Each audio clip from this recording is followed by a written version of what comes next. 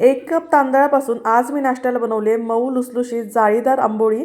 तर आज मी कोकणी पद्धतीची आंबोळी बनवली। काय विशेष आहे या आंबोळीमध्ये लगेच पाहूया। तर आपल्याला लागणार आहे 1 कप साधा तांदूळ, पाव कप उडदाची डाळ। आता हे आपल्याला स्वच्छ धुवून घ्यायचं आहे। 2 ते 3 पाण्याने व्यवस्थित चोळून धुवायचं, म्हणजे याचा सगळा स्टार्च गेला पाहिजे। पाणी घालून आपल्याला एक 5-6 तास असंच भिजत ठेवायचं आहे। आता हे मिक्सरला वाटून घेऊया। पाव कप शिजलेला भात किंवा शिळा पांढरा भात यामध्ये घालायचा। तांदळाचंच पाणी घालून आपल्याला हे वाटून घ्यायचं आहे।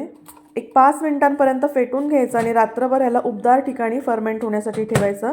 आणि बघा मस्त पीठ आपलं छान फर्मेंट झालेलं आहे। यामध्ये घालूया चवीनुसार मीठ आणि लागेल तसं पाणी। खूप जास्त पातळ आपल्याला हे पीठ करायचं नाहीये। बिडाचा तवा घ्यायचा, त्यावर तेल पसरून घ्यायचं आणि यावर आपण आता आंबोळी थोडी जाडसरच करून घेणार आहोत। खूप पातळ करायची नाही। थोडंसं तेल टाकून झाकण ठेवायचं आणि मिनिटभरामध्ये हे लगेच पलटी करून घ्यायचं। बघा मस्त जाळीदार लुसलुशीत आंबोळी आपली तयार आहे। अशाच पद्धतीने मी बाकीच्या पण आंबोळ्या तयार करून घेते। जाळी येण्यासाठी इनो, सोडा, मेथ्या काहीही आपण घातलं नाही तरी देखील किती छान मऊ लुसलुशीत जाळीदार आपल्या आंबोळ्या तयार झाल्या आहेत। अशाच हेल्दी टेस्टी रेसिपीजसाठी मिस किचन मराठीला लगेच फॉलो करा।